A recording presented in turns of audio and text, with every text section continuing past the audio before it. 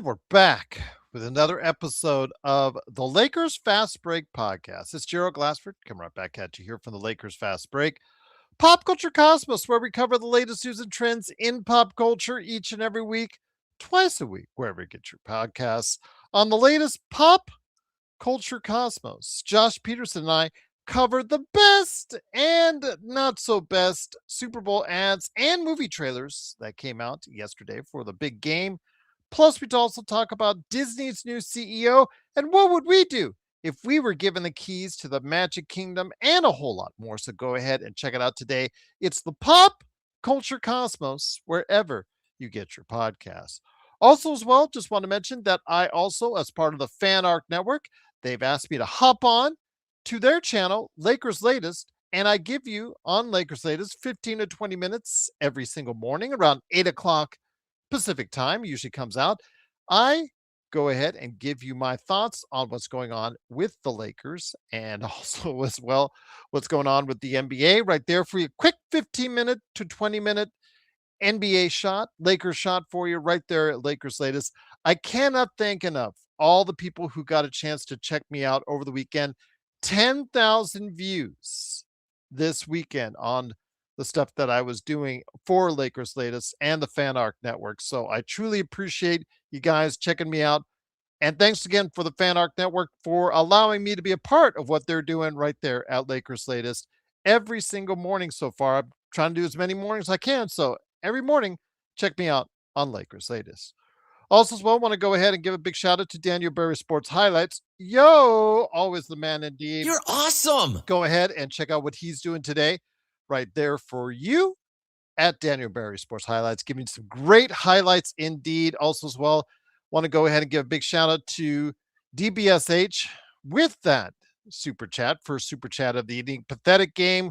Wasn't expecting us to win anyways. Well, this was the game I think the Lakers had to have of these two games because San Antonio is fresh tomorrow coming into tomorrow's game. The Lakers will not be fresh because they had a hard fought game today. Didn't quite work out the way that they wanted it to, but it is what it is. But Daniel Berry Sports Highlights, truly appreciate you being a member of the Lakers Fast Break for 16 months and that they didn't want anything today from Isaiah Joe, who looked like an all-star. Well, a key for them was the return to health for a superstar for them, Jalen Williams, as well. Can't forget that indeed. But yeah, hey everyone, how you doing? Hopefully this week will be better than the way it started off. But the Lakers coming into the All-Star break here at the end of the week had 3 key games and a chance to move up in the standings with a successful week. Would that happen? We would find out on Monday night to start off with as the Lakers faced off against the Oklahoma City Thunder.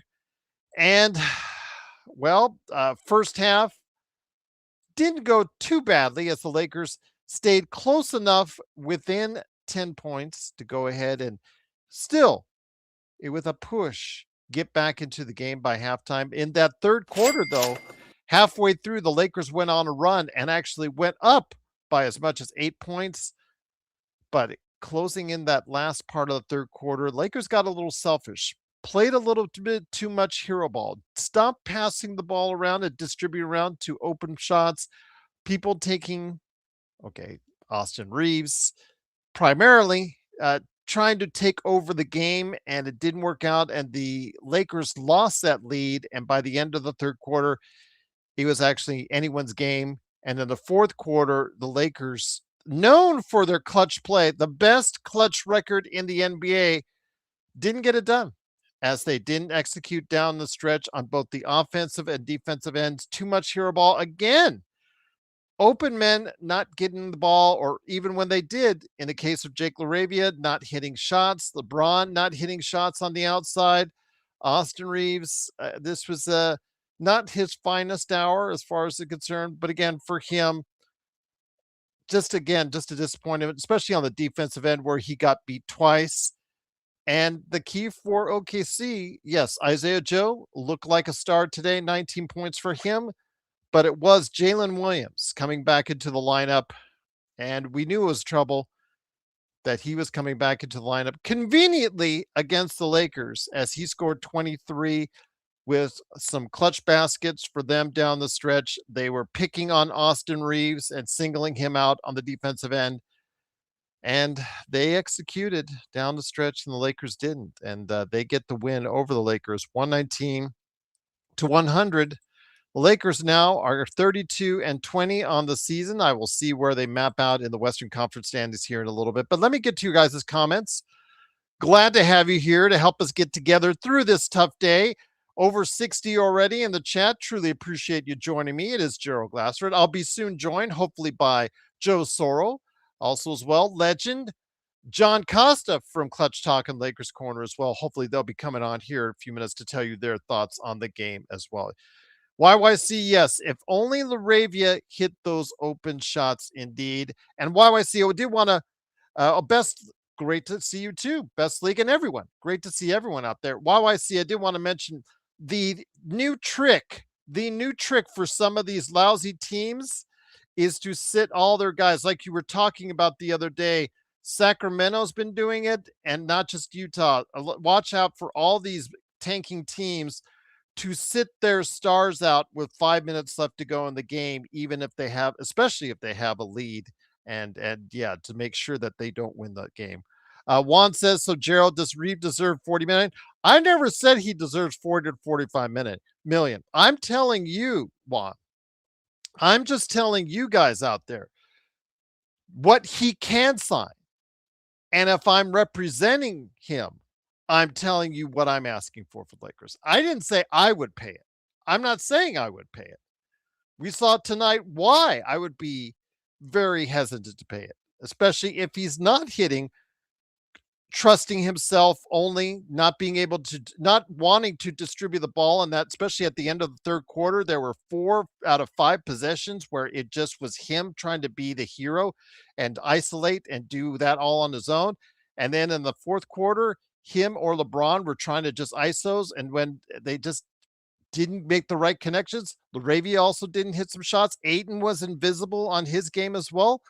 You know, there's a lot of blame to go around. It's not just Austin. It wasn't just LeBron. There's a lot of blame to go around when you don't execute down the stretch. So there's a lot of finger pointing, and should be a lot of finger pointing in the Lakers locker room right now. But the defense on Austin, where he got burned on 2 straight possessions by Jalen Williams, they singled him out and they executed, and the Lakers didn't down the stretch. So I'm not saying he deserves 40 million. I never said that. Don't quote me on that because I never said that one. I'm telling you what he is eligible to get and ask for in the off season. I'm just telling you that. I didn't say I would pay him that. I'm just telling you that is what he might be asking for in the off season. Intel, what's up, my friend? Jays, what's up? What's going on? JSJ, what's going on as well? Mega Driver, great to have you here. Xbox. Later on, Xbox, I'll thank you. I'll thank you for being here, Mark. There you go. How about that? Thank you for being in Surfer's Paradise in beautiful Australia. There you go. Elite, there you go. Elite 21 Rob. We've always been honest on JJ Redick. It's still an issue. He is an inexperienced coach. He's only coached at any level for 1 season.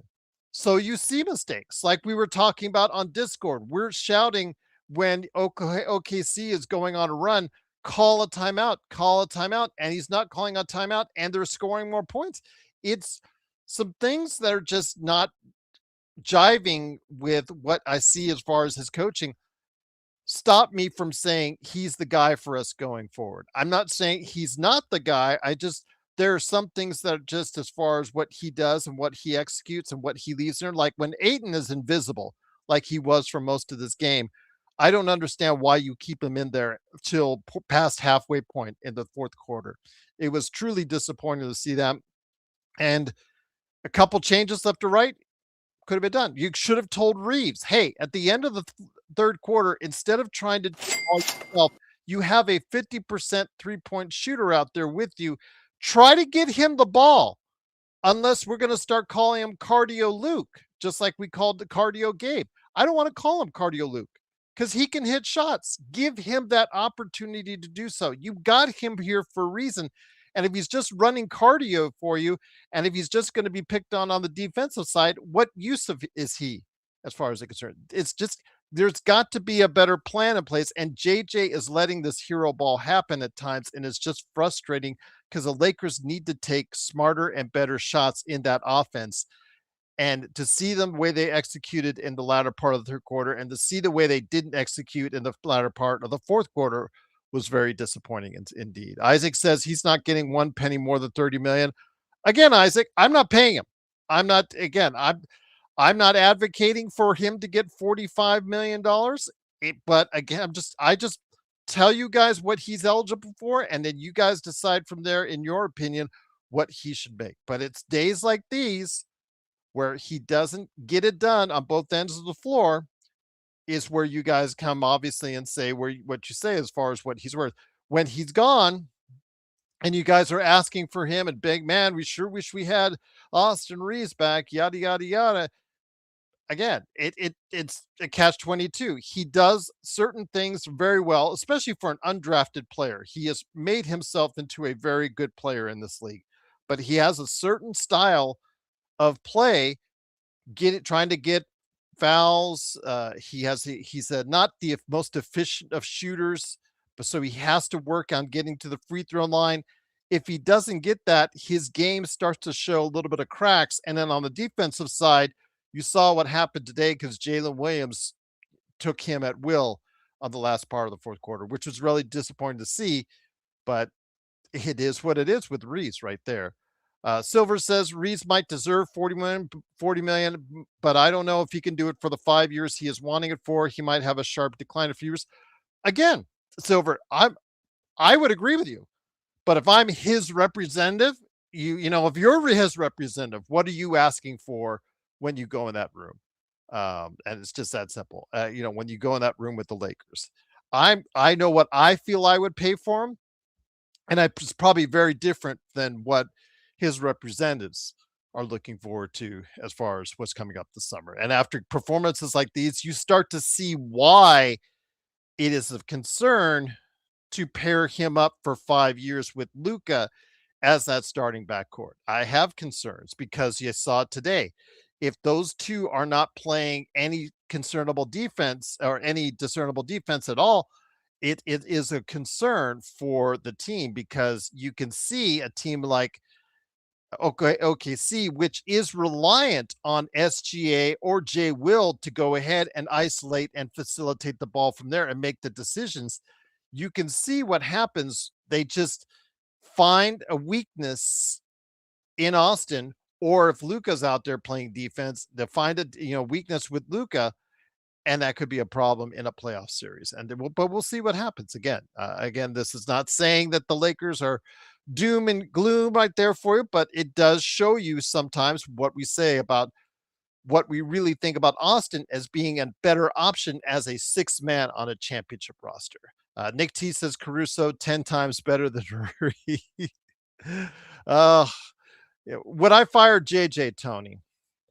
If we come up with a better option, I would look for a different option because again, you want this team to take the next level, Tony. You want this team to go ahead and be at a championship level right away, sooner rather than later, because you have one of the best, sorry, Nick T, when I say this, the best talent or one of the best talents in the entire league and Luka Doncic. And I understand, Nick T, you don't agree with that, but I'm just backing up what the stats say. You don't have that many 33, 9-9 players that are out there. You build a team around him that best accentuates his strengths and best takes care of his weaknesses. And you have a coach out there that can do those things as far as apply the right resources at the right time. I don't know if JJ's that guy. Again, it's days like these where there are periods of time where he got outcoached by Mark Dagnall, or where there's a period of times where he's just too stubborn and leaves a player out there like DeAndre Ayton longer than he should have been playing out there. Or he just lets the guys go on a run. And you see that, we're screaming timeout, timeout, timeout. And instead, they're letting OKC score an extra basket or two on top of it. These are things that more experienced coaches may do differently that may be more beneficial for your long-term planning. So, Tony, I would reevaluate that position of coach. If Rob goes, I would definitely look into it as far as making a coaching change as well. But again, it's still up for debate. JJ again has to have a nice playoff run to make me think otherwise at this point. I really think that JJ needs to find himself and be able to coach and scheme a certain way in the playoffs in order for him to find success in the league with the Lakers. I think it's just that simple. But guys, I'm here for you. It's great to have you here. I know you're frustrated. The Lakers once again, they lose 119 to 110. The Lakers fall to 32-20 on the season. A chance this weekend to really get to a higher level as far as this was within reach of the Western Conference by the end of this week for the Los Angeles Lakers. The Denver Nuggets lost tonight, and really the Lakers had a chance to go ahead and get to that point where they could really make some waves in the Western Conference, and they chose not to. They didn't execute down the stretch, and you could say Luka's not there. Well, they didn't have SGA. They didn't have the SGA either. So if that's the case, you've got to go ahead and find better ways to win. The Lakers are now 8 games back in the Western Conference, 5th place in the Western Conference right now.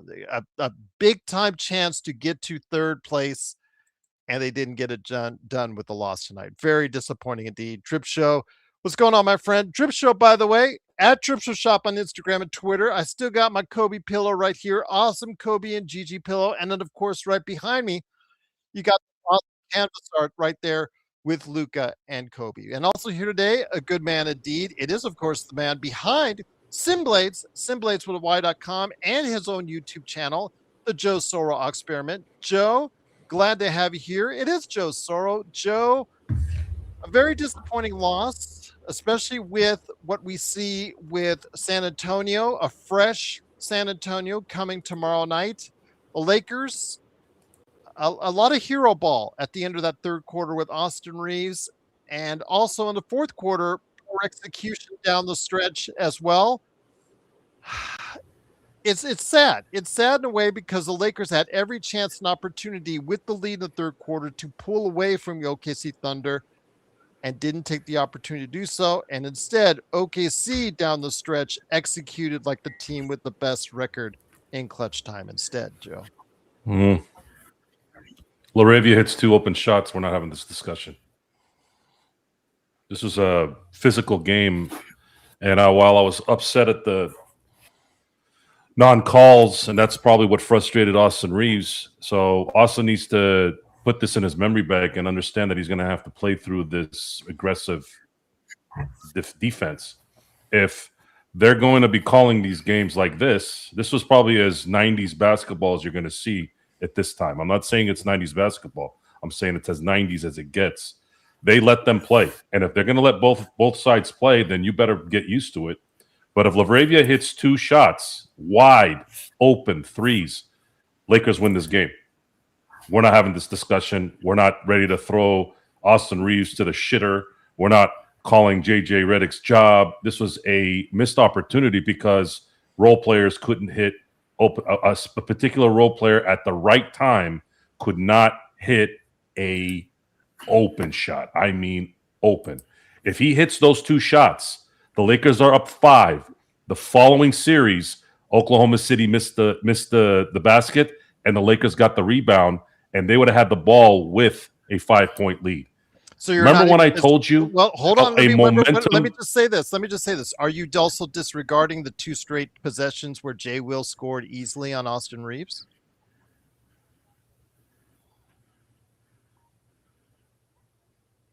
I'm just asking. Say that again. Are you disregarding the 2 straight possessions Jay Will scored easily on Austin Reeves? You're coming in and out, Gerald. I'm sorry. Can you hear me now? Are you coming in? I see X's on you and Legend's connection. Legend, can you hear me? Yep, I can hear you. Okay. I'm asking. Well, Joe, can Go you ahead. hear us? I can hear you now. Okay. With 2 straight possessions, Jay Will scored on Austin. Are you discounting that as well? Still couldn't hear you. Sorry. Legend may want to go ahead and let him know on that. Maybe he can hear you. Can you hear me, Joe? Yeah, I can hear you. What Go was his ahead. question? What was his question? Jay Will scoring on Austin Reeves, 2 straight possessions, Joe. Jay Will scoring, Williams scoring 2 straight possessions on Austin Reeves. Well, I don't know what else to tell you other than if you think Austin Reeves guarding Jalen Williams is going to save you, that's probably not the way to look at it. No, he got burned twice in a row. That's what I'm saying. That's not what Austin Reeves does. Okay. I'm sorry. Let me come back. I can't hear the questions. Let me come back. Let me get it to Legend from I Got Next Sports Media. Legend, Intel Wild is in the chat. Truly appreciate him dropping the super chats. He said AR wants 40 million. Sorry, not athletic. Not athletic. Plays 0D. Intel Wild also said again with Austin Reeves that he's just very disappointed in his play as well. Austin Reeves, again, we talked about it on the Discord, and I appreciate you being on the Discord with us. This wasn't his finest hour. This wasn't his finest game. And again, this is not all on him. DeAndre Ayton was invisible. Jake LaRavia missed shots. LeBron was nothing from 3. I mean, the execution down the stretch was not good. This is not on Austin Reeves, but he gets the highlight because he's looking for big money in the offseason. And it's just these type of things and these type of games, especially if it gets into playoff time and these things happen, that bring a lot of concern for Lakers fans out there, Legend. Yeah, this is why I'm kind of hesitant on giving him max money. Why I probably gonna stand 10 toes down that I wouldn't give him that max money, even though if I'm his agent, yeah, I would go out there and try to get that money, get what you can. But as a person, if I was in the office, no, I would not give him that because tonight just showed this is what I'm more afraid of. What you gonna do in the playoff time when you're not getting no whistle calls? It's all physical. You just got to be just power through it and score. And that's the part I worry about when you get to the playoff time. Because we don't see it in 2 seasons in a row to where you just non-existence. Without that free throw line, you look very, very humanish out there amongst the big boys. And that's what I worry about. And the defense part, I mean, I guess it is what it is with it. You know, he never had been a good defender. You know, I'm not too surprised on that part. But the offensive part, he looks good in regular season. When the referees put them whistles up, you look like you lost out there trying to figure it out. I mean, so that's one of the things about his game. He got to improve it. Can't rely so heavily on that free throw line. And I'll say this, you know, if SGA and Luka were back in here, Legend, Luka would be getting a lot of those touches in the third quarter that we are complaining about now. So it is a little bit different to look at, Joe, with that. But with Austin, again, the thing is, he's looking for the bank this summer, Joe, and it's just these concerns that people have in our chat. They have these concerns in regards to what we saw, and like I said, Luka would be handling a lot of those situations and maybe doing it differently. But if you pair him with Luka in clutch situations like these, it's the defense, like we saw today, that would concern me if you have both out there in a playoff format. I don't know what I might have watched a different game than you guys. I'm still focused on 2 missed opportunities, and this is not even a discussion. And that's how close it was, in my view. You're not going to have a perfect game, and you're talking about the champions here with guys that are athletically freakish, that play defense, that are aggressive, that make shots against substandard defenders. What could have solved this problem was making a couple extra open shots at the right time. If you make those 2 shots at the right time, you have a lead late in the game, you have all the momentum and the ball in your possession. That ultimately was what did them in the end. They ran out of a slight confidence at the end there with wide open shots missed. And that's why it's important for role players to take advantage of those times. And they didn't. And you're right. I'm not, He I'm did. not, I'm not, Jake this, Raven I, did I'm hit not, yeah, those shots. yeah, I'm not going I to get agree with into, I'm not going to get into whether Austin's worth 45 million or 35 million or any of this stuff, because he basically won us a game a couple of games ago. And LeBron played amazing. He was dunking all over people, doing well. If he's not hitting threes, okay, well, he's not a three-point shooter. He's not supposed to make threes left and right. You had SGA out. You had Luka out. Basically, each of their number ones were out. This was a prelude to what you may see in the playoffs should they meet in the second round, because I believe that the Lakers will get a 4 or 5 seed. I believe that if things are all and well good in terms of health and a little bit of focus, I think they can get out of the first round, and they're likely going to play Oklahoma City in the second round. And that's how I'm looking at this. This is a regular season game where both teams played their asses off.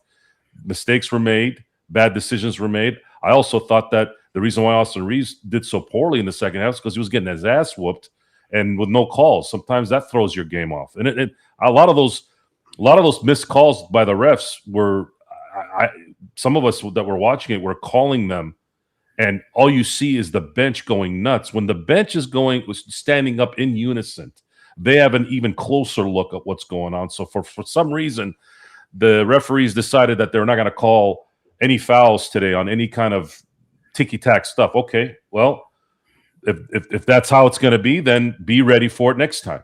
And that's how I looked at this game. I didn't see this game as anything other than role players didn't come through at the right moment when the stars were drawing in all of the traffic, and you have to make those shots. Otherwise, you lose these games, and that's as simple as it gets. There's just no other way to look at it. So you're talking about people executing or not executing down the stretch. Is that a little bit on JJ? Executing, if you consider executing, missing wide open shots, yeah. Think about it. I mean, that whole 30-second to 60-second sequence where Laravia had wide open shots, it was 101-100. If Laravia hits that first one, they're 103-101. Then they get the ball back. He had the same open shot again. Likely would have probably gotten the same shot again. If he makes that shot, now you're looking at 106-101. Then maybe Oklahoma City calls a timeout at that point. Maybe, right? Let's say they don't. Next possession, they miss a shot. Lakers get the rebound. They have a 5-point lead with the ball in their hand. That's basketball. That's basketball right there. Because in a quick whim, your entire judgment, your entire analysis of players, teams, coaching, all that is either enhanced or destroyed by 2 missed fundamental possessions. Because the Lakers did an excellent job drawing the defense to the paint to have 2 wide open shots, and those shots were not made. And then this discussion goes to another area. This is Oklahoma City. This isn't the Charlotte Hornets. This isn't Orlando Magic. This is the Oklahoma City Thunder. We're very well coached. Absolutely, without doubt, one, and then 1A would be probably Boston with Brad Stevens in terms of executive front office, talent evaluation, and on top of that, they're the champions. This is the top of the line in terms of what you're playing. And the Lakers were neck and neck with them. So that's how I'm looking at it. I'm not going to blame the refs, again, even though those calls should have been a foul, because I also saw aggressiveness on the other side, and they weren't calling all the fouls for them as well. And that's always been my rule. I'm like, if you're going to let them hack them a little bit, please let the other side get hacked too. And then I'll shut up.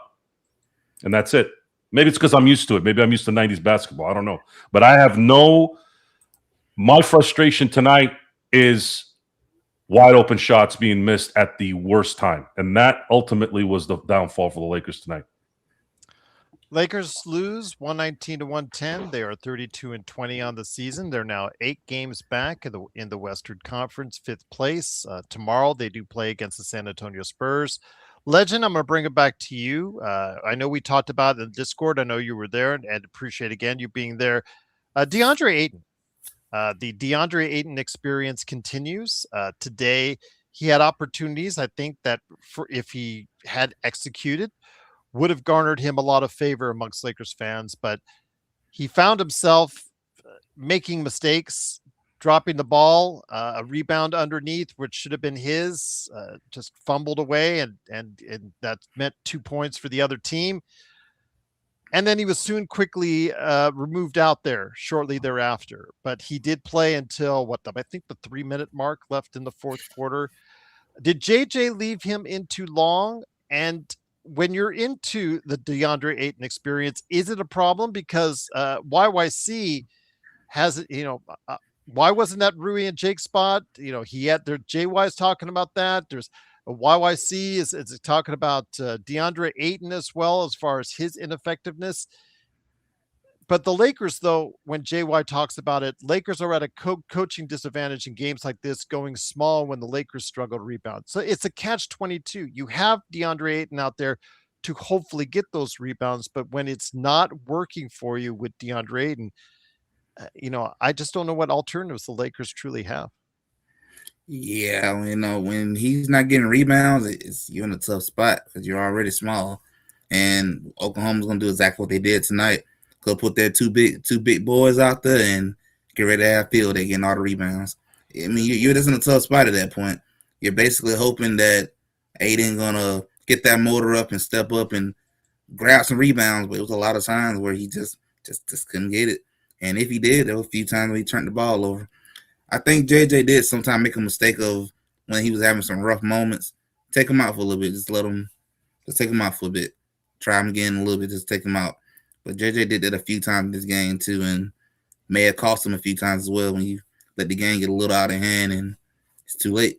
It's over. Momentum no longer on your side. But yeah, that Aiden experience is something else. The more this season go by, the more you begin to understand why Portland was happy to just give you the money and say to get on up out here. You begin to understand why they did that now. Absolutely. I agree with you, Legend. Again, this is who he is. And again, I was talking to people out there about, what about this guy? What about this guy? I mean, for what you're getting 13 points and 8 rebounds. That is commensurate to a Wendell Carter Jr., a Jakob Poeltl, a Nick Claxton, who are being paid $10 to $15 million more than what he is. But in those crucial times, Joe, if you can't play him, it is a concern. We'll get to Luke Kennard in a second because he was doing some cardio in the second half, which was disappointing to see after such a good start in the first half. But with DeAndre Ayton, Joe, are you frustrated? Are you mad? Or what do you see out there with DeAndre Ayton? Because it's obvious that he's not relied upon in clutch time, and you see any mistake he makes, he's immediately pulled out. Well, I have liked how Luke Kennard's played since he's been a Laker so far. He couldn't get any space today, and they stopped. They started playing hero ball in the second half. Well, that's part of JJ. If you want to criticize JJ for not getting Kennard some open shots, then yeah, I will agree with that. That's something. Imagine if Kennard had been that guy that was open instead of LaRavia, and it wasn't. The reason why I harp on those two situations is those were not open shots in the basic form of oh shoot, you guys made a mistake not covering this guy. It was how the offense allowed him to be open. So I feel that if the offensive sets were geared towards getting Luke Kennard those shots, we probably win the game. And that's a lesson that JJ probably looks at in the film tonight and goes, you know what? I'm going to try to do – I didn't get Kennard enough open shots. It could have helped us, especially in those moments. This is an 82-game regular season, and this is how you learn from your mistakes. And you also got a chance to say to yourself, you played aggressive basketball against the NBA champions, and you almost won the game if you had just hit a couple shots. As far as DeAndre Ayton is concerned, there's only one fear with him at this point, and that is he going to opt in? I'm really hoping he doesn't. because it is a movable contract, though. It is, but you'd have to give up something for it, which I don't feel he's worth giving anything up for. I guess maybe a second round pick is fine, maybe in 2048, fine. But this player, no team in their right mind at 26 is going to let some guy go that's 26, that's got his skill set when he wants to use his skill set. So, but then again, it's Portland. Then again, I attributed his issues in Phoenix to not being paid what he wanted, and I thought, and sometimes players get mentally checked out when that happens. So you didn't really know, but now we know. Now we know it's really deeper than that. It wasn't just about money in Phoenix. It wasn't just about boredom in Portland. This is who DeAndre Ayton is. He is not a focused man. He's kind of an aloof in a lot of ways, kind of weird, like the way he is. He's kind of the he kind of reminds me of the why am I drawing a blank? Florida State quarterback, Jameis Winston. He's like a Jameis Winston of basketball. When I see him in interviews, you're like, what? Like, what's going on there? I mean, Jameis is a little more whacked up than DeAndre, but there's remnants of it.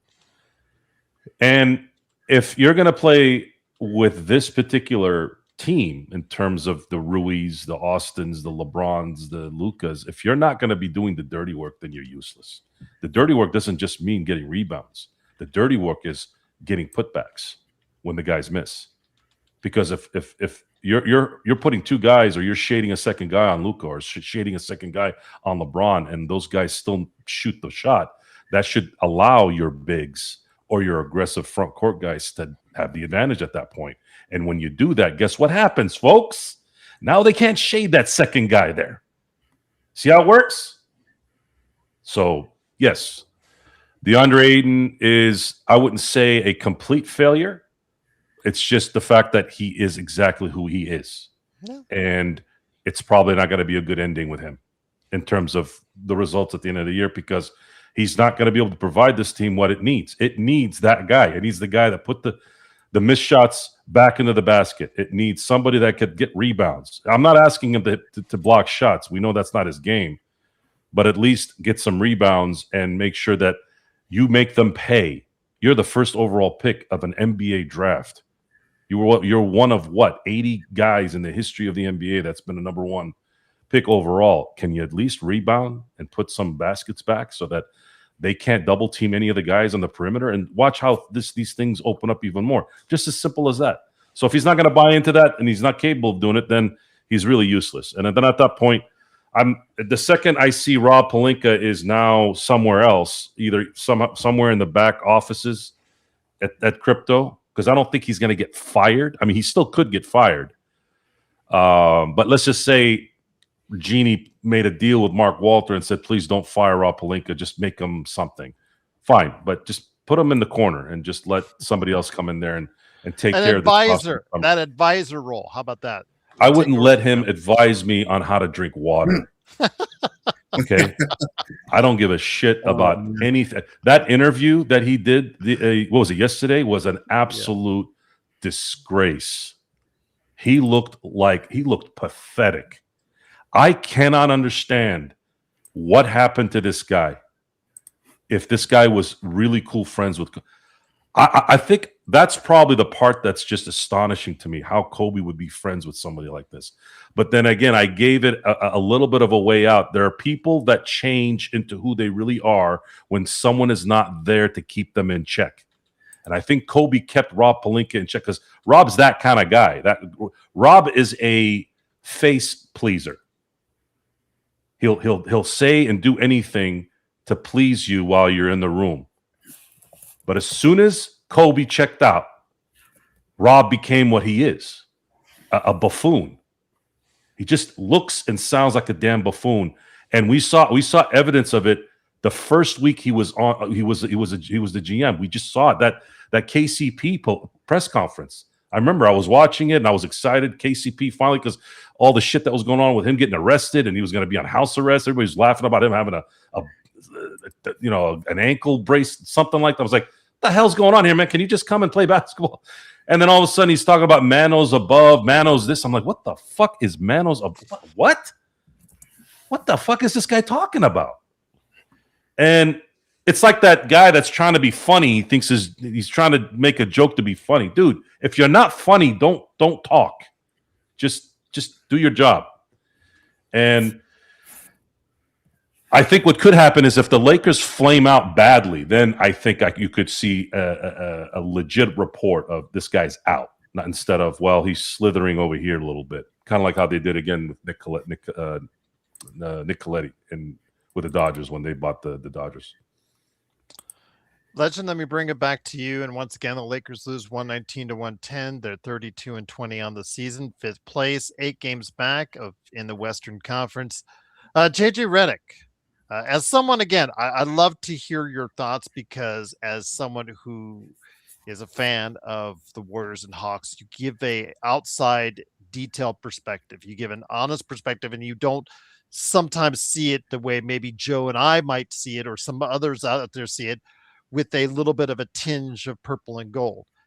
When you see JJ and how he coaches, and you were there with us during the Discord on that, again, especially in that second half, against a coach who is brought up through the system, wasn't automatically given the job. He earned it in the G League. He coached for several years there. He coached for he coached for years there. He coached for now for several years. It grew his coaching skill along with the rest of the team. As the team grew, he grew along with it. Obviously, you saw the success he achieved last season, but when you see JJ, what do you see as far as a coach is concerned? I mean, because one of your favorite teams has Kerr, who's achieved the ultimate success on several occasions. How do you compare when you see a guy like JJ Redick and how he coaches his team? I see someone who is still learning. He still makes a lot of newcomers' mistakes. Someone who still got a lot to learn. But I give him credit. To me, I will say that he came a long ways. He's still improving. But to be in his second year and somebody who never coached on a pro level or collegiate level, let alone even I guess high school, he done good. He has done really, really good. And I will say that maybe he might need a little more time. And I think being as a Lakers head coach, it's hard.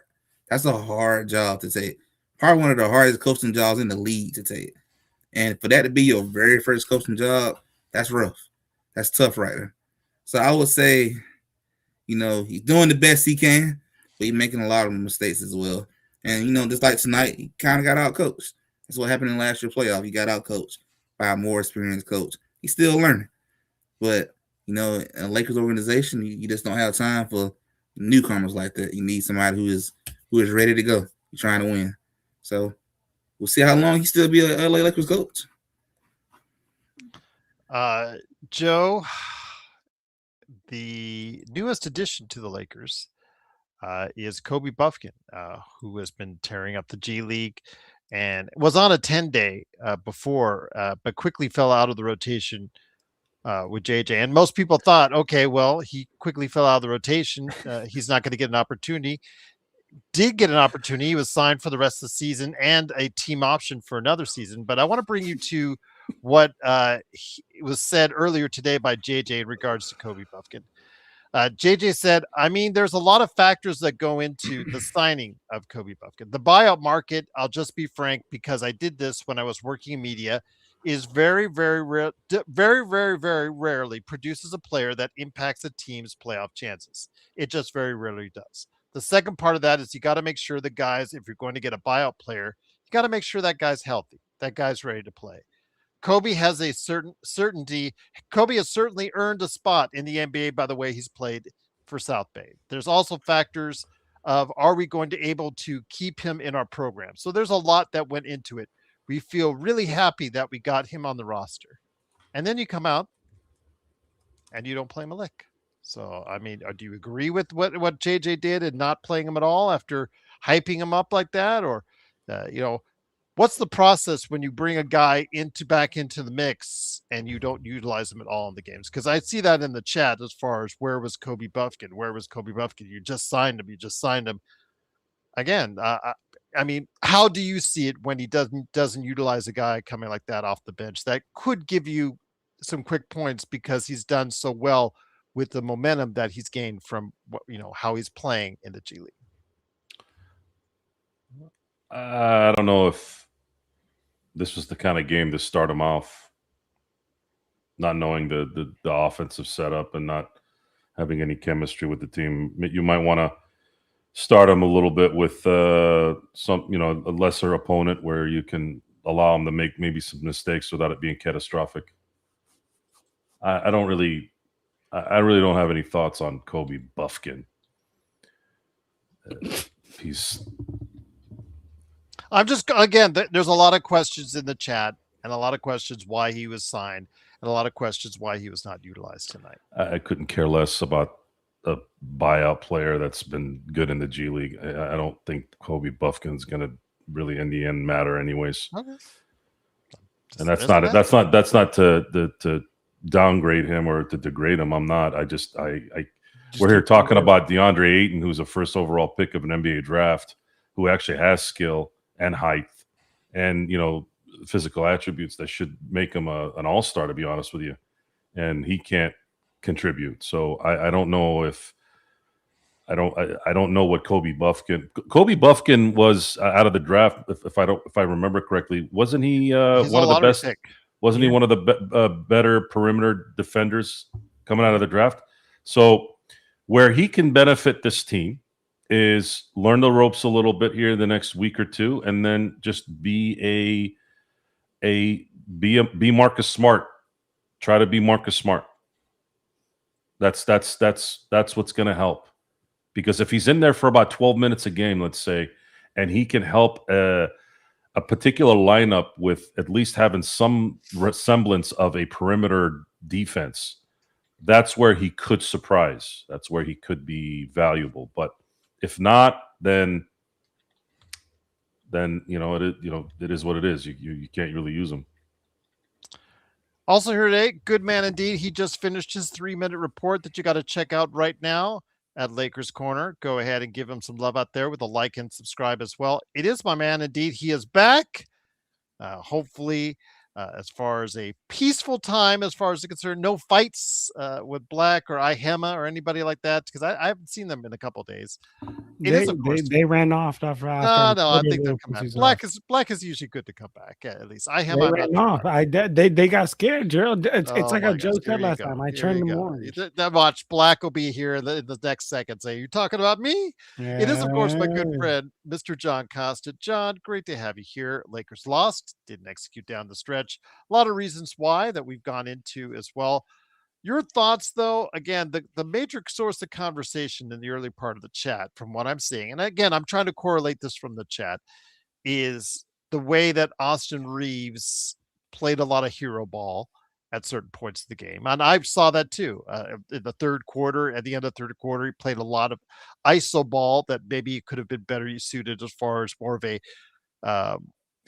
team play, or at least try to go ahead and create some pick and rolls with Jackson Hayes when he was out there. But fourth quarter, they chose on the OKC side in straight possessions to target him on the defensive end. And I think that when it comes down to it, again, if we're going to see this type of performance from guys in the playoffs like these, especially if they're not going to call or get the calls that the Lakers are hoping to get, like in a playoff format, they will get less calls.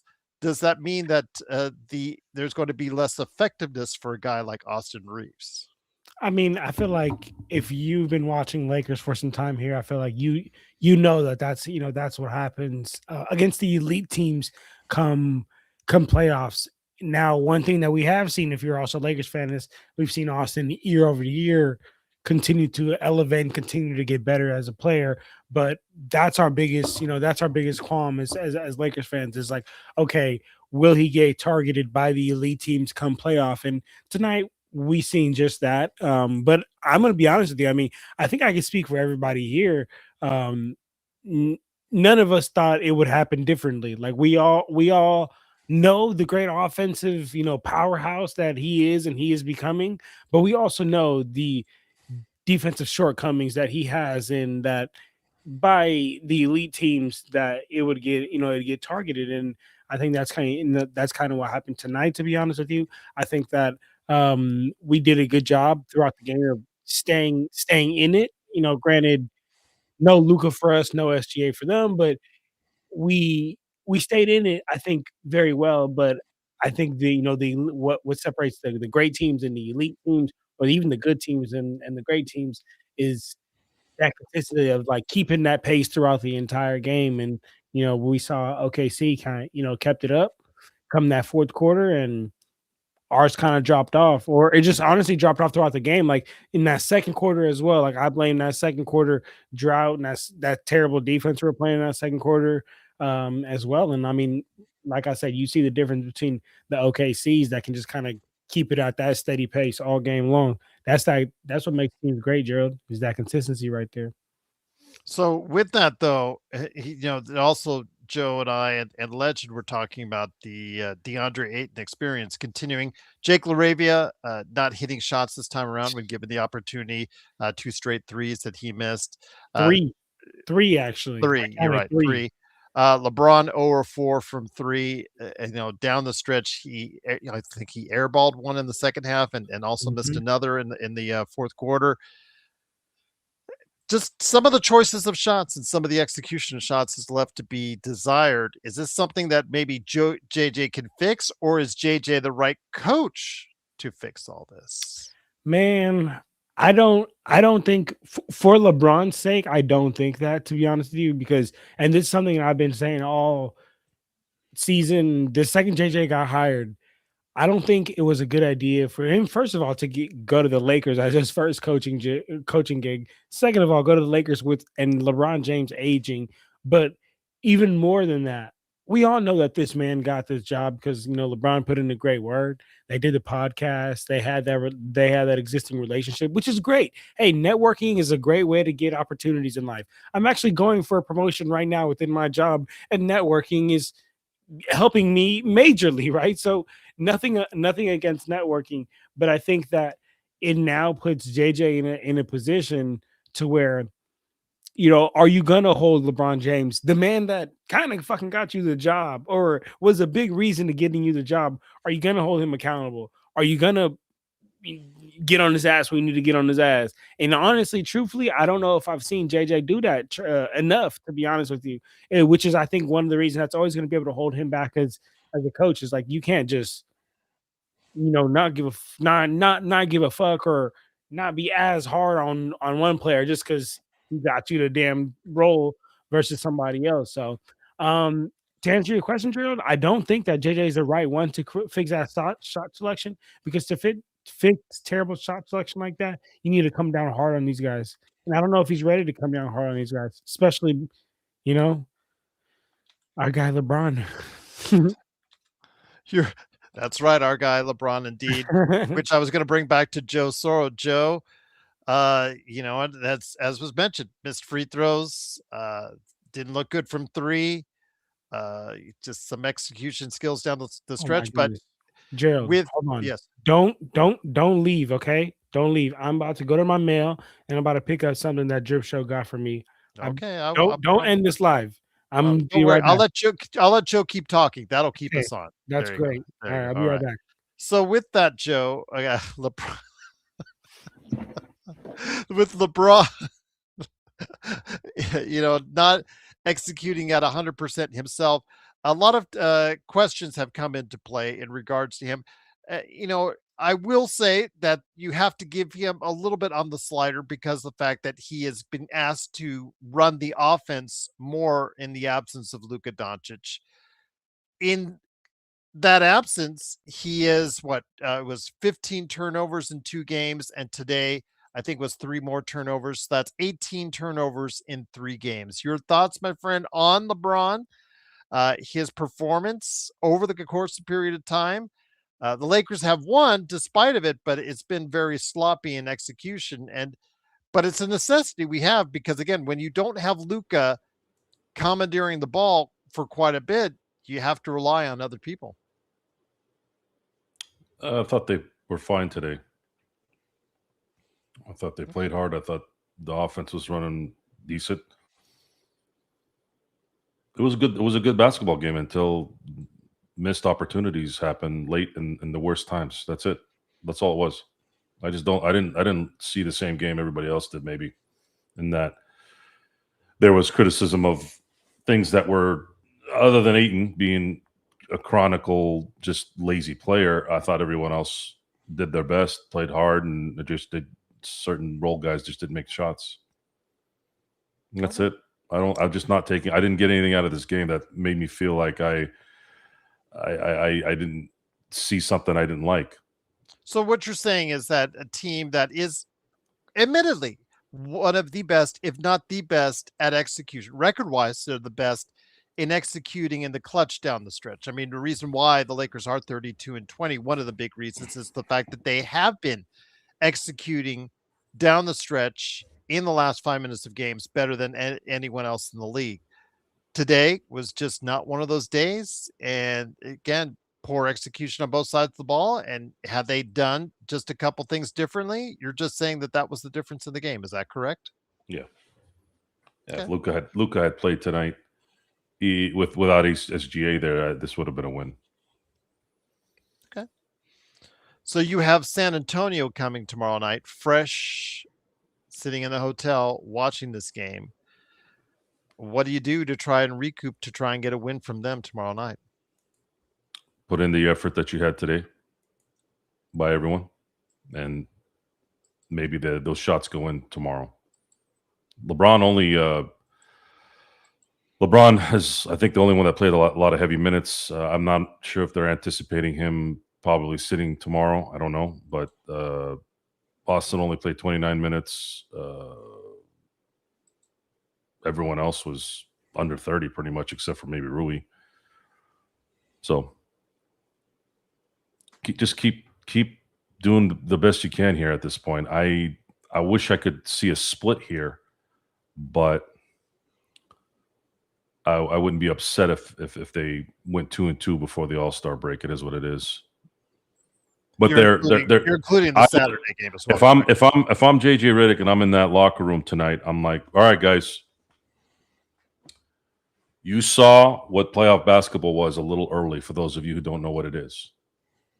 And while we don't know that's how they're going to officiate in the playoffs, assume it will be that way. And be ready.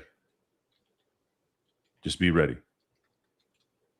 If the Lakers had just had a normal quarter in the fourth, they only scored 19 points in the fourth, they would have won the game. And that comes down to not hitting open shots. The NBA basketball has become what today's game has been. It's down to the wire, make a couple shots versus stop a couple shots at the end when it matters, and that's it. The only problem is this team has too many deficiencies in the margins. LeBron is too old. Vanderbilt has too much deficiencies in the important areas that you need him. That came up to and JJ Redick took his good play. Took it down. down. JJ took him out at the right time. I remember thinking when he was struggling with certain things, he took him out right away. So that's why JJ's paying attention to things. Whether it works out for him every time is never going to be 100%. He's doing what he can, and Marcus Smart's been playing very well the last month.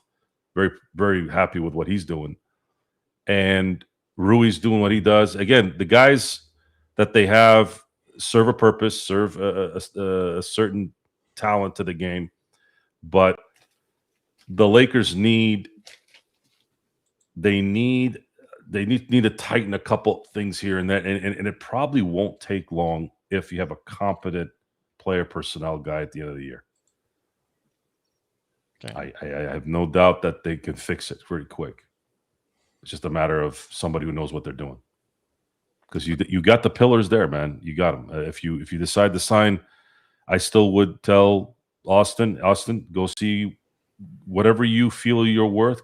And again, that might still be a disrespect to him. Probably not, because he's not going to pass up a fifth year because he feels disrespected. That's an extra $30 to $45 million, wherever that scale runs into, that you don't turn down. But for me, you you make that decision pretty quick. Go find your money, and whatever it is, we'll match it. All right.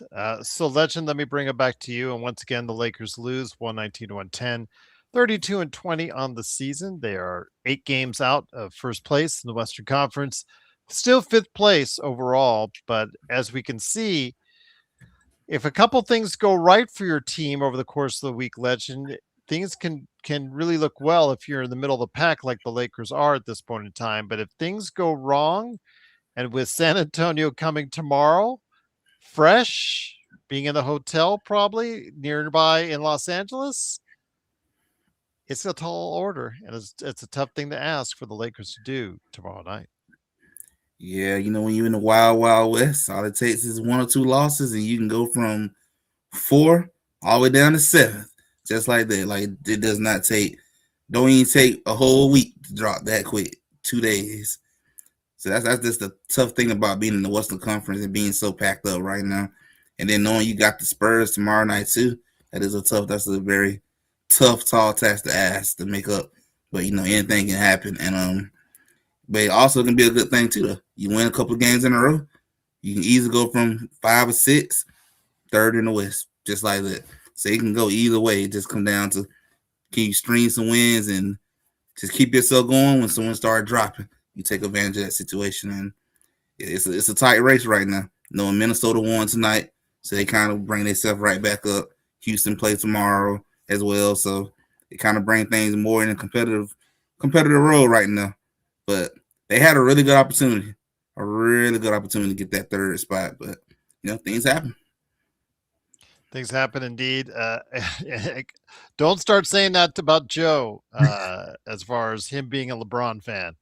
Because and him wanting him back on that best league, I would say maybe not stay away. But again, I'll ask him if Silver's question here in a second. But John, let me bring it back to you. You said you got a certain thing from a certain person.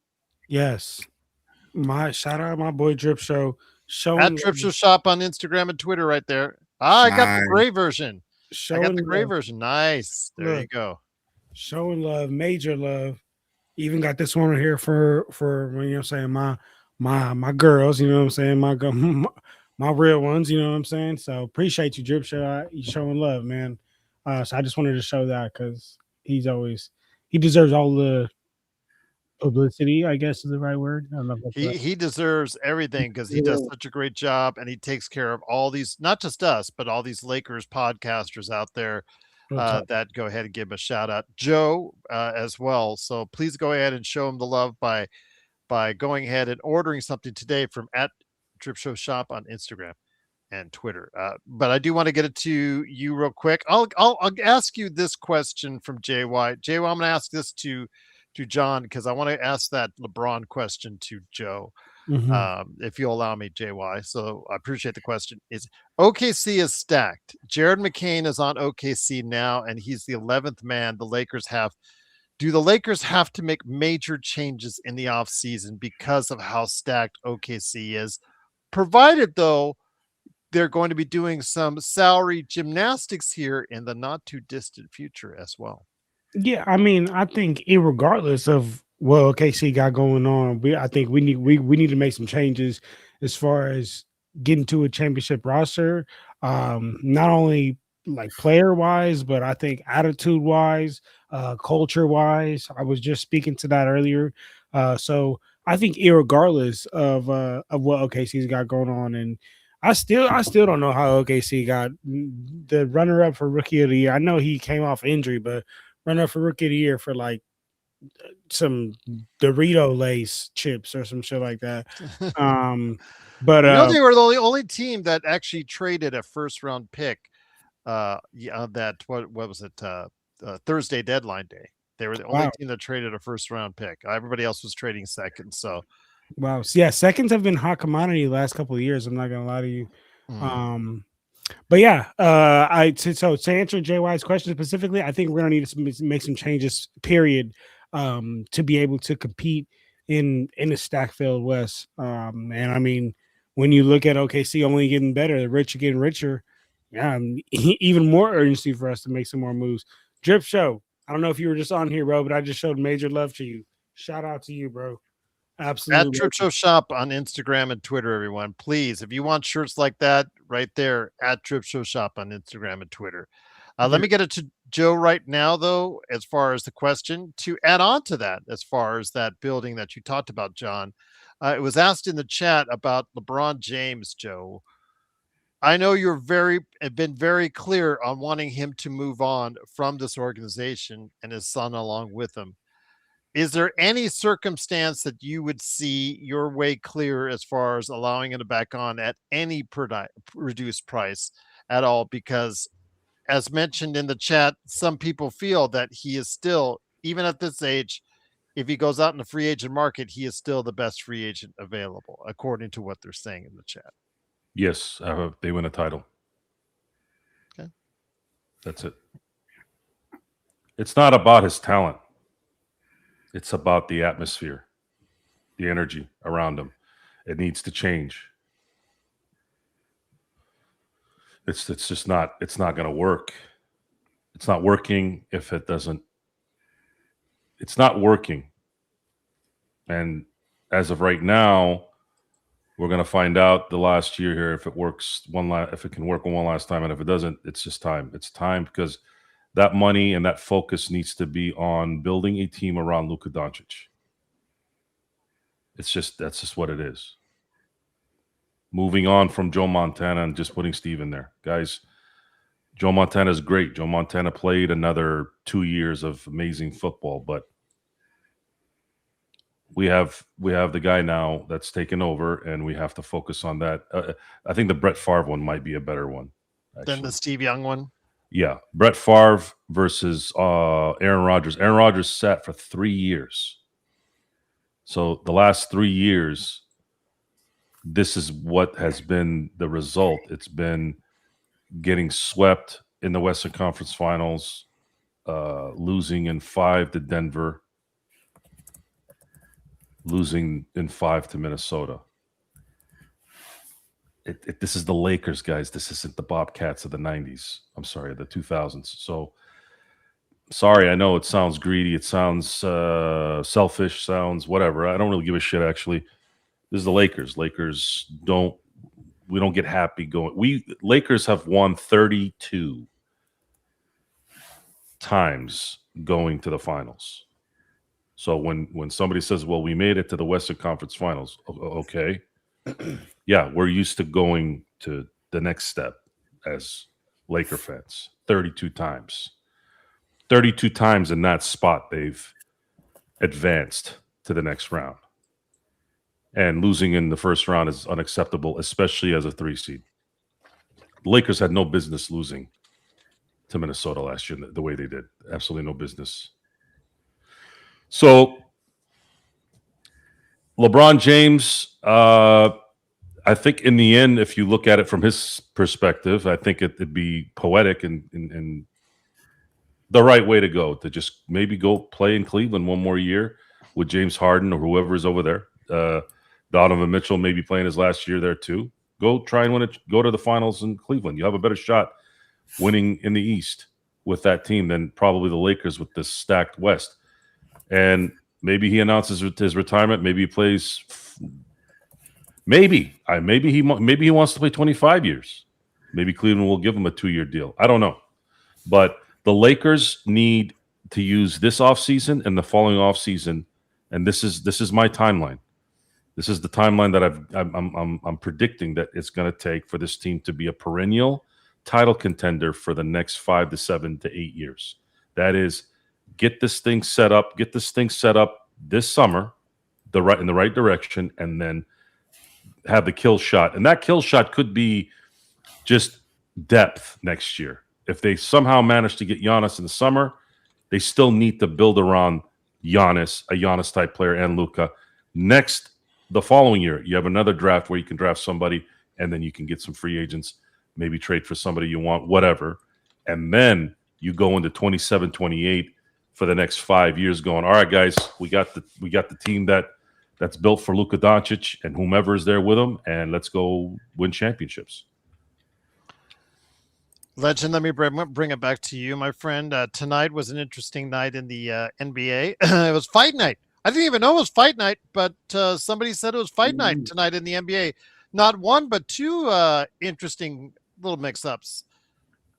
Isaiah Stewart is about ready to lose a lot of cash. As soon as I saw Detroit in the headline fight, it was like a sixth sense. I said Isaiah Stewart is somehow involved in this, For sure. and it could not have been a better sixth sense.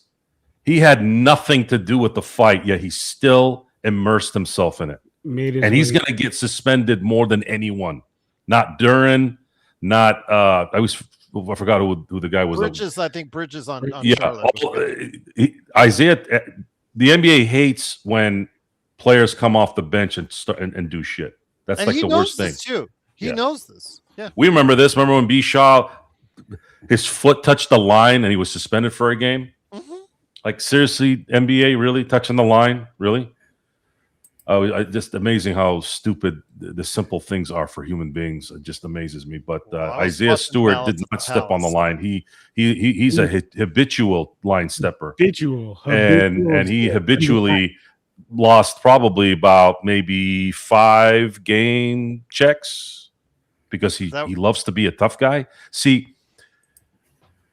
NBA basketball players are not fighters. A lot of people know that. Shaq, I remember, had a clean shot at Brad Miller and whiffed while Brad Miller was looking the other way. But it's worse now because the second you throw a punch, you risk losing millions of dollars. So my thing is, if you're going to do it, Isaiah Stewart, if you're going to do something like that, get your money's worth.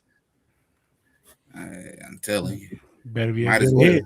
Get your money's worth. At least lay somebody out. And then not Atlanta, like knock them out. Like maybe slap them or clothesline them to the ground. Something. If you're going to be stupid all the way. Nah, Joe, if you're going to hit somebody for that much money, you got to knock them out. If you Kermit Washington, no. If you knock them out, you're Kermit Washington. I can understand not knocking somebody out, but slapping somebody in the face, basically bitch slapping them. At least at that point, that's on TV. That's on YouTube forever. You can really embarrass the shit out of that guy. Especially if you do a backhand. The backhand is the best. Oh, the backhand is the most degrading slap in human history. That's why when you see those old movies, especially with Bond, when Sean Connery was Bond, he always used to do that to the ladies. They used to get a kick out of it.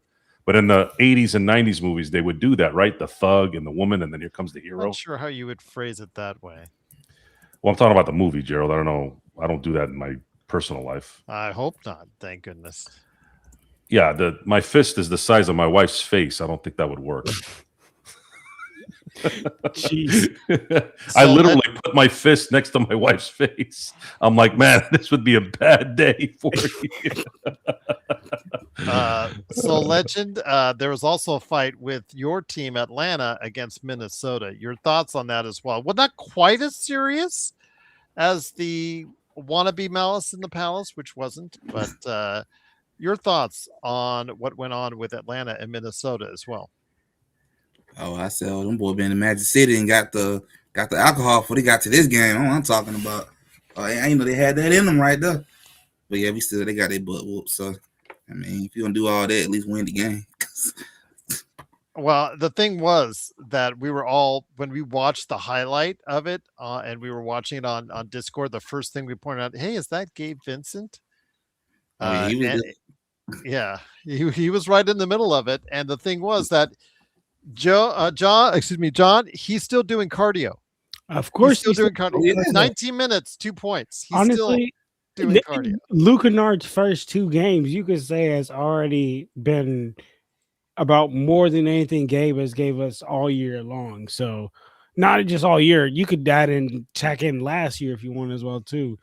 But they didn't do anything with him in the second half. And yes, they played tighter on him in OKC, but when you're playing iso ball as Austin Reeves and LeBron at times in that second half relied upon, it makes it easier to guard players or shooters because you're not running plays where you're trying to get them open because you're just looking to go ahead and get some yourself. Yeah, I mean, it's simple basketball, Gerald.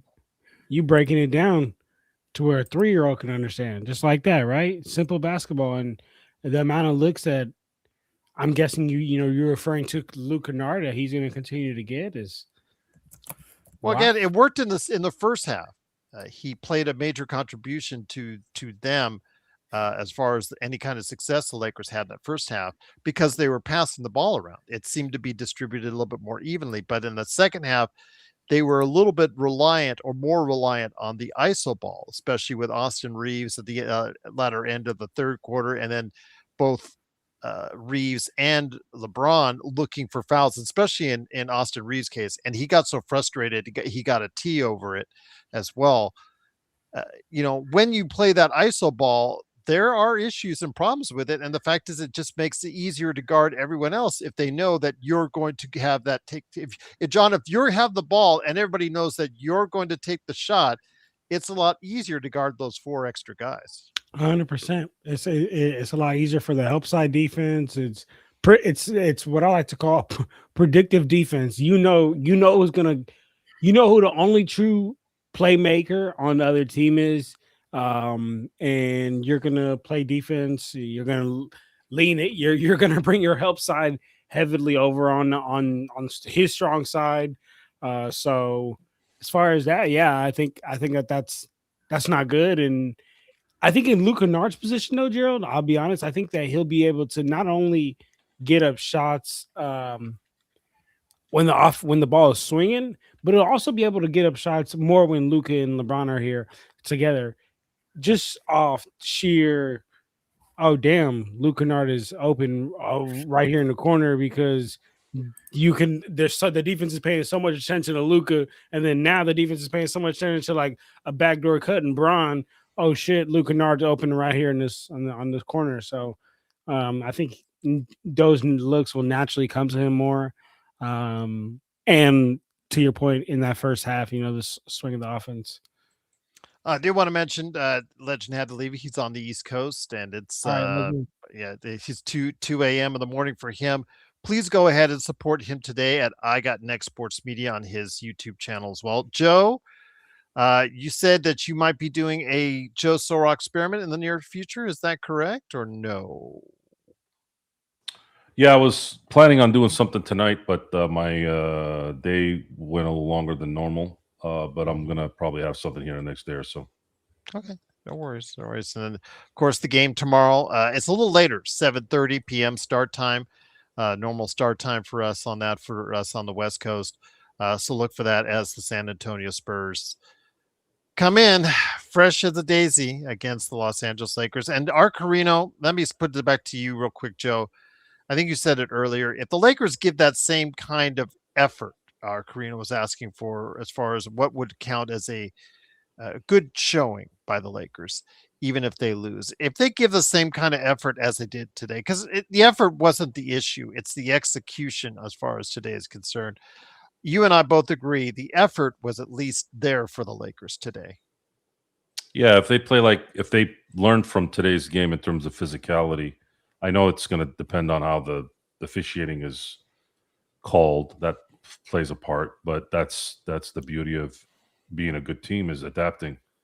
You go from playing, let's say, the 80s Pistons, the 80s Celtics, to playing the 80s Lakers, right? There's a difference. And if you want to be a good team, you want to be a perennial title contender, you need to be able to adapt. Spurs are not a physical team. They're pretty finessed. And I would take advantage of that in the sense of think of it as a physical game and test it out, see how the officiating is. If they're ticky-tacking all day or in the first quarter, then go in a little bit more finesse the rest of the way and just keep the effort like you had tonight. There was a lot of effort tonight, and I really believe this is one of those games where when you don't get certain calls or the balance is a little off, sometimes that can frustrate you and take you out of your game. Learn from that. And JJ not maybe setting up plays for Kennard. He'll learn from that. Kennard's only been playing, what is his second game so far? These are all fixable problems if it's taken care of, if it's looked at. And hopefully they can get out of this with a 1-1 between these two teams. Absolutely, indeed. John, you've got a great channel yourself with Lakers Corner. What you got cooking there, and what you got cooking ahead for the All-Star break, possibly as well. Yes, sir. Check me out, man. I have Lakers Corner on YouTube. I do 3-minute game recaps right there on my shorts tab. You'll see I do with the highlights. Talk about why we won, why we lost, kind of what happened. Please do also check me out on Instagram. It's Lakers_corner. Just got to 7,000 followers today on Instagram, so let's keep growing on there. TikTok is Lakers_corner 24, and then Twitter at the Lakers Corner. But besides that, appreciate you guys. And then for All-Star break, I will be actually the weekend after All-Star break. I'm gonna be in Joe's hometown, so let's see if Joe's cool enough to hang out with me. You're gonna be in Temecula? I'm gonna be in Anaheim. It's close enough to your hometown, brother, for us to figure something out. So all right, cool. The February 22nd, I'm gonna be out there. This You one heard dude, that first, guys. This one dude who gives me who listens to Lakers Corners literally gave me a ticket. I think I told you guys this, right? He gave me Yes, a you fucking did. ticket to the Celtics Lakers game, row 5. Shit's crazy. That is crazy. I mean, again, our viewers have been great. You see what Drip Show has given us. I've been given jerseys. It's just great when people appreciate the work you do. Feels good. It really feels good. Indeed, absolutely. I need to figure out what this guy does for a living though, because we seen these tickets are expensive. So I'm gonna get to know this guy at the game. I'll give you guys an update. Best League says the Kennard trade was a waste of a second round pick. Do you agree with that, Joe? I wouldn't agree with that. I would not Why, agree with John? that at all. Why? Is Best League seriously? Does Best League have bipolar? I think he was trolling on the Bronny stuff earlier, but yeah, he's got like 2 brains, and both don't work well. I was going to say 2 brains probably sounds great to have. I can say when he's doing cardio, Kennard is, and then you saw some of his defensive struggles when OKC picked on him. It's a problem, but the thing is, you got to keep him active, and he's not the type of aggressive. Part of his issue, Kennard, is a good playmaker, excellent shooter, but he's not aggressive, John. He doesn't demand the ball, and he doesn't take a ton of shots. That's the one thing I think that also is the through line with all of his different stops is he doesn't get mad if you don't throw him the ball, and he won't take the shots. He won't tell you, hey, I'm open, get me the ball. He's not one of those guys, and that's a problem because your best shooter needs to be just like Rui in a way. Rui, when he goes quiet and the team forgets about him, seems like he doesn't demand that ball. That's a problem when your best shooters like Rui and like Kennard are not demanding the ball, or JJ as a coach is not drawing plays to specifically get them the ball. Yeah, I mean, for a shooter like Kennard, JJ, you gotta be able to draw up some easy plays to get him some easy open looks. It's nothing crazy. Some down screens, some elevator screens, a flare screen to get him going. These are simple plays. Now as far as it's like him having that dog in him and like going to the hoop and playing in a certain way. Now that's just personal. Like I can't. The one thing my coach always used to tell me is that like you either got that dog in you or you don't. Like I can't teach you to be a dog.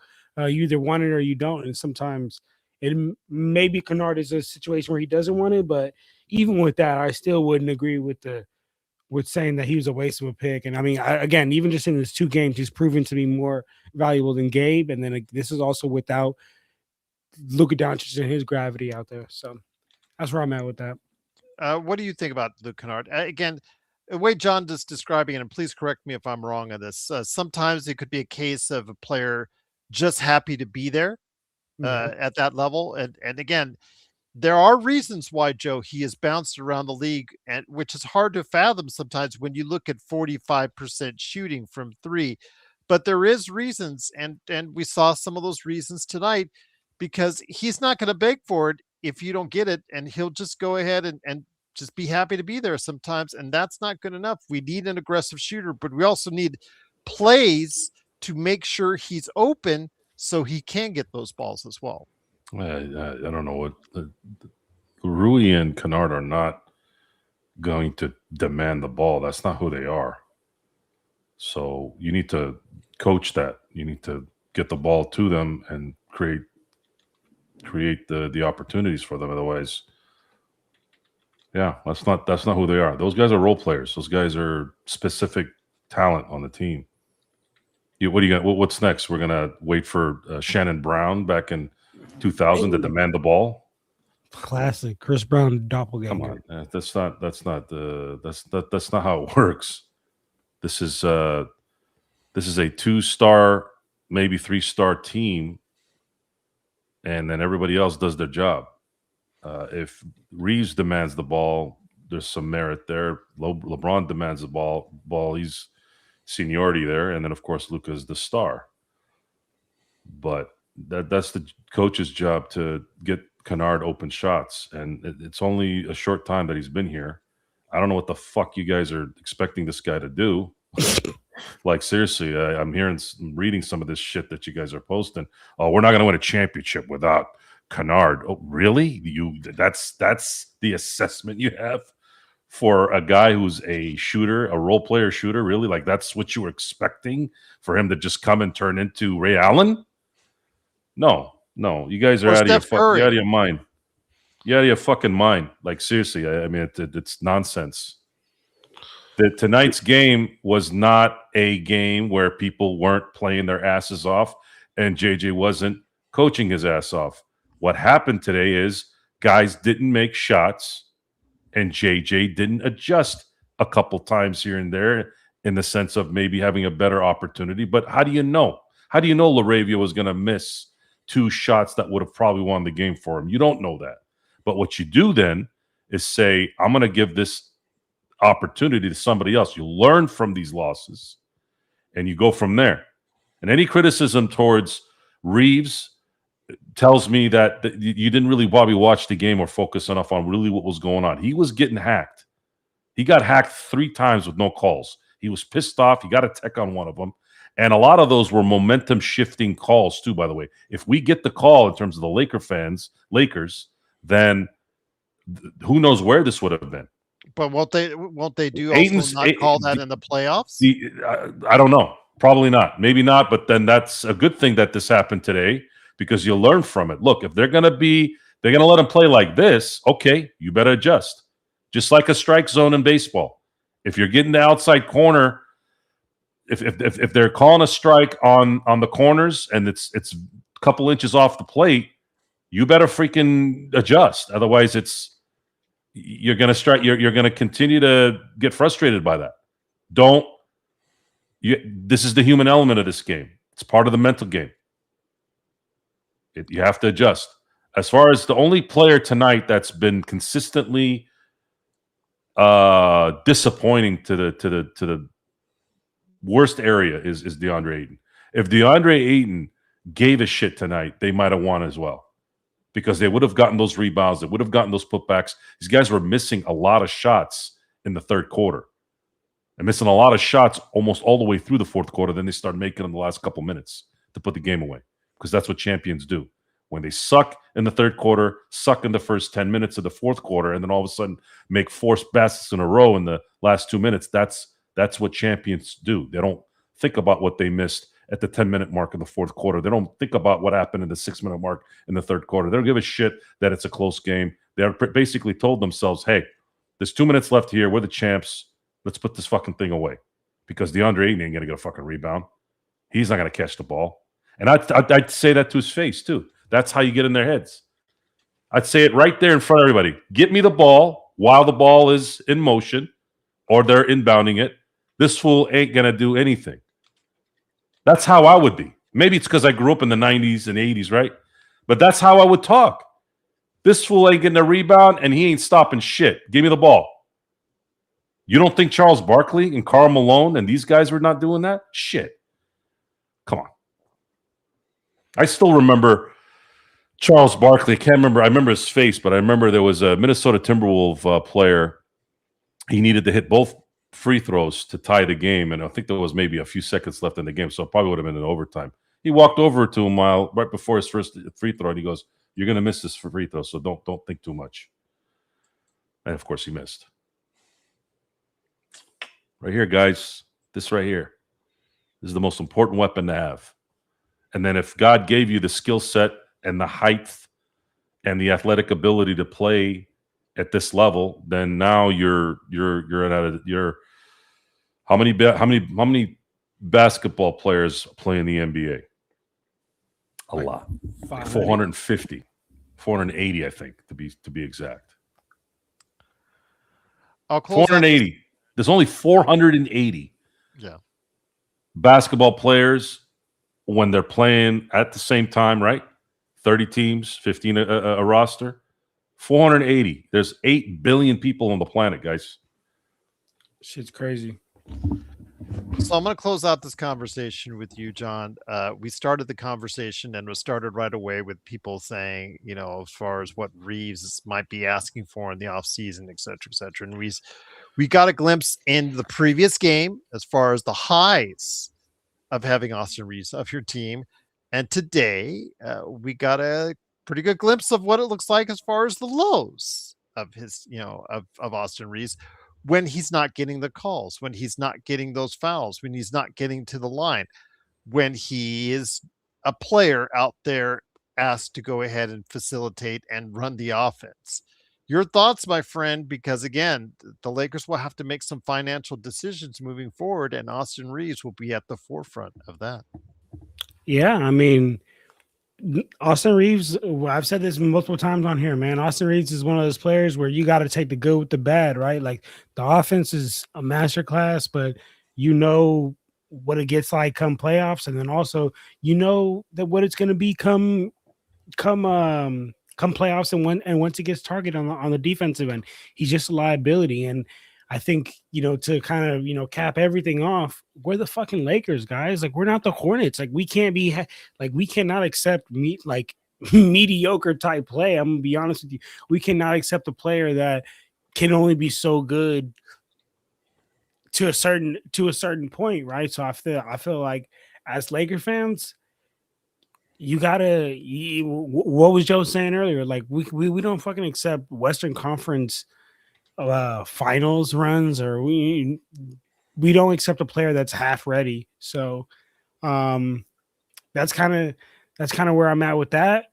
But as far as letting go of him, if it's a trade, I mean, you've heard me say this, Gerald. I don't think the value that Austin Reeves has on the trade block is actually value he has on his Lakers team. So I think it'd be hard. Any trade you do with him, you get pennies on a dimes, pennies on a dollar, whatever the fuck it's called. Yep, we'll see what happens, or if he's included in the Giannis trade. We'll see if that happens.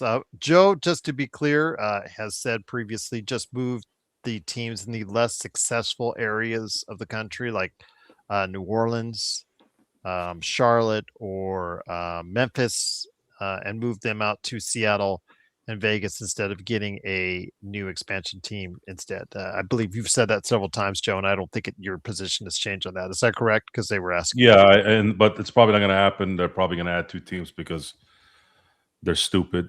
But it's money in twos, Joe. They do pay a huge expansion fee by doing. He's actually, I think Silver is more obsessed with the European expansion than anything else. Mm-hmm. However, if it were up to me, I would be pushing to have New Orleans move to Seattle or Vegas, and then talk to Memphis about, as soon as their arena deal is expiring in 2029, see if they'd want to move to Vegas or Seattle in terms of however it plays out between those 2 teams. I just don't think the NBA needs 2 more teams. It's because already the player dilution of talent. It's already watered down enough, and we're talking about Kobe Buffkin as some kind of a savior, even though we're not saying it like that. It's this discussion of, is should Kobe Buffkin be playing tonight? I don't give a shit about Kobe Buffkin. Okay, Kobe Buffkin is Kobe Buffkin. He's not going to help anything. We don't have time for this shit right now. This team needs to figure out when DeAndre Ayton is going to find his heart, because he plays like the cowardly lion right now, and that's a problem, because if you have any chance at making this work in the playoffs, you have to have something from that guy. Otherwise, it's just a repeat of what happened last year with a little bit of better play here and there on the perimeter, but not much. Maybe you get out of the first round, but you're going to get waxed in the second round. But as far as expansion is concerned, my assessment on that is I would not expand. I would relocate 2 teams that are existing, areas that I don't think need teams. New Orleans doesn't need a team. I think New Orleans already learned that years ago with the New Orleans Jazz when they moved to Utah. Memphis didn't work out in Vancouver. They've been in Memphis. I don't know what the hell people in Memphis are doing watching basketball. Maybe I'm wrong. Maybe there's a huge following there, but I don't think so. And I don't know what the hard-on is with Seattle. I don't know why they got to go put a team in Seattle so bad. But if they are, then the one good thing is Oklahoma City can have their own identity if they do. And I kind of like that. I think what will happen is all the history that Oklahoma City has, because they were a transfer team from Seattle. Now they're actually going to take that history and put it back to the Seattle Supersonics, kind of like how when the Ravens left Cleveland, the Cleveland Browns were reinstituted 3 years later. I like that because I think history is important, because the Sonics have a history. Whenever you win an NBA championship, to me, you have history. Whenever you have Hall of Famers on that team, guys like Dennis Johnson, I think the other one is Sigma. You have a place in the NBA. I like that. I don't like defunct teams that have been champions in a league. I hate when that happens. So yes, and then of course the biggest hard-on they have is putting a team in Vegas, which it's hilarious too, because 30 years ago I always said if there was ever going to be a league that gets a Vegas team, and at that time there was never even a thought of putting any professional teams in Vegas. I said if there was one sport that they'd have a professional team of the major fours, I'd be like, it's for sure going to be basketball. And of course, in the end, it was the last place likely that it's going to be. Yeah. There's also a question by Arcarino in the chat for you, but I wanted to get it to John. John's thoughts. Would you do expansion or relocation? And by the way, Gregory, yes, Mark Stein reported earlier today that Mark Cuban, much to Joe's chagrin, maybe, is trying to formulate a group that wants to buy back, with the intention of buying back the Dallas Mavericks. And all I say to that, Greg, is for Luka, too little, too late. Too little, too late, man. No, I definitely don't think we should do an expansion. I'm thinking more of a relocation as well with you guys. And also, I just think an expansion, I mean, maybe you guys have lived through it, so you guys could speak to it a little bit more, but I just think that shit gets tricky with the player protections and how that goes. So honestly, I don't think that an expansion is what's necessary, but I do think it's what's going to happen. I'm going to be honest with you. It's some money. Remember, there's a fee that they pay just to get in the league, and that fee has been rumored to be right around $500 million. So you don't get that if you just move. And I'm not saying I disagree with you guys, because talent-wise, you're right. The best thing would be just to move and allocate your resources that are not performing as well with attendance in those weak areas, and just move them to areas that you might think they do better. Simple business right there for you. But it's also simple business if you can collect $500 million from 2 different teams as well, and allocate that to 30 different owners as well. So, yeah. Well, maybe in the next 50 to 50 plus years, what they can do is, in basketball, I think it might be a little easier, because basketball isn't as I think it's a little more economical than football. Football, you need pads and helmets, and you need insurances that are up the yin yang and all that. But if you look at we have what, 7 continents, right? So 7 continents other than our Antarctica, the 6 remaining continents could have their own league. NFL's improving to 10 games next season overseas. Yeah. Basketball. Do you think supersonic travel will be much easier in 50 years to achieve? No, probably not. Okay. No. I mean, we were supposed to have flying cars now, right? Mm-hmm. I don't know how it would be possible. A Concorde never took off. So without globalization, I don't think the amenities would be the same. It would take. I think it would take much longer to have. By the way, when I say globalization, I don't mean that in a political form. I'm talking about every country is connected, like really connected in terms of, okay, well, football is so big, it's in every continent. And then you can have an African league, you can have a European league, you can have an Australian league, you can have a Asian league, you can have a South American league. The thing is, football is it's not made for a lot of, football. You need size, and not a lot of these areas. They're mainly soccer areas and basketball areas. I think that's a little bit more kind of conducive to that. But then again, I know that people can go and move to those areas as well. But I think it would be kind of interesting. I think it would be really interesting, actually. When I was thinking about this years ago, I said, okay, let's say they pick 6 continents, right? You got North America, which is right now. You have South America, you have Europe, you have Asia, you have Africa, and then you have Australia, right? Let's just use that as a even number. So each continent has their champion, and then you have a six playoff team world champion. I think that'd be cool. We're not going to be alive for it, but I'm just saying, like, I'm dead. Yeah, we're dead, which is fine. But I think that's probably something that could exist. I think it would be kind of cool to maybe cut our heads off, put it in the freezer, and maybe come back. I'm just kidding. YYC, I'm going to tell you like this. It's because you're asking, is the hockey team in Vegas more popular than the NFL one? And then I'm going to close everything out because I got to do a Lakers latest for tomorrow. Lakers latest on YouTube. Go ahead and like and subscribe. But YYC, the hockey team, it came here as an expansion. People were very slow to warm up to them leading into the days as far as when they started. But when they started, as if you look back in your history, the Golden Knights are one of the most successful expansion franchises ever. And they went to the finals in their first year. By the time the calendar ended for that year, they were the hottest thing in Las Vegas and have not stopped. They're actually the most expensive NHL tickets in the league. They are one of the most popular, if not the most popular team in the league as far as their home games are concerned. And they are hugely popular amongst the local fans. The Raiders, seems like half the population is with the Raiders, half doesn't care about them, but their games sell out or close to it each and every time out because Las Vegas is a hub for the other team. And this is what you're going to see with the A's, because nobody really wants the A's here. Nobody at all wants the A's here.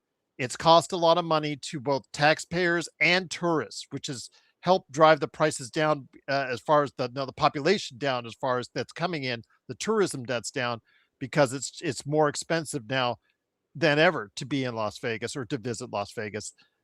But there's so many people still visiting Las Vegas for the football games that they fill up the stadium regardless. So even though the Raiders have absolutely sucked since they've been here, they're still drawing them in. The Allegiant Stadium has been the second most, I guess, revenue generating stadium on the planet, and number 1 in the US for last year. So again, it's been a win-win situation for them. But yeah, the Golden Knights are still number 1 sports team in this town, and it's not close. And any Raiders fan gonna tell them, I'll tell them right up. I'll tell them straight up.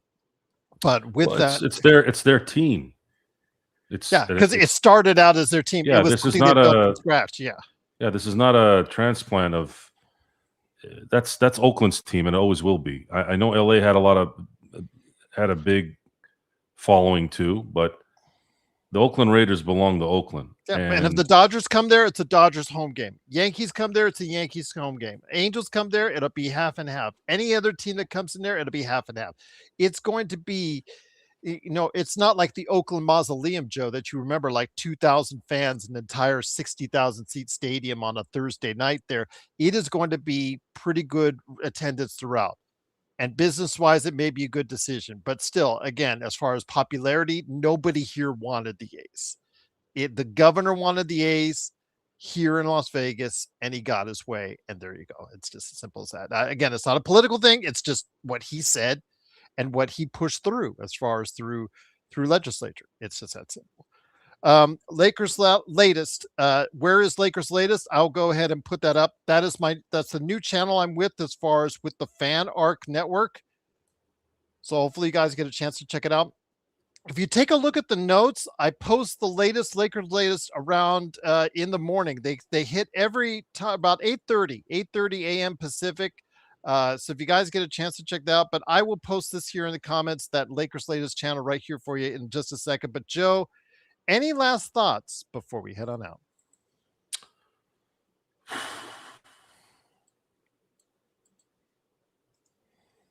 No.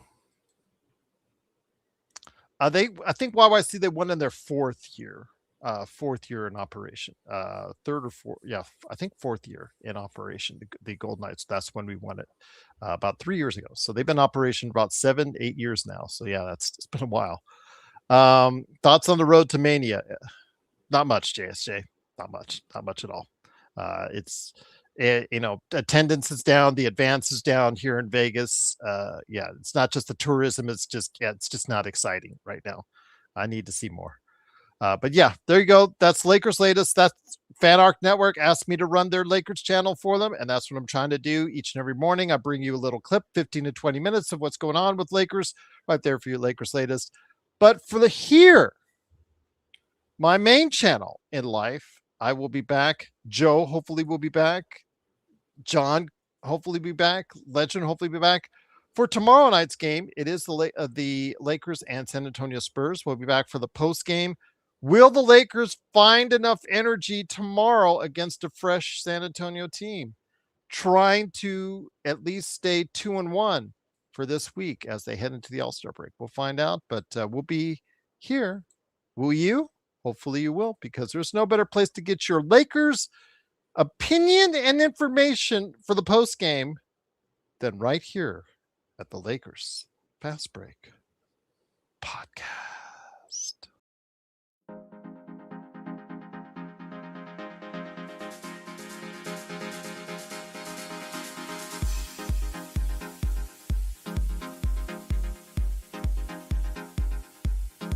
Super Bowl was fun. Boring. I did like the Instacart commercial. That was hilarious. Yeah.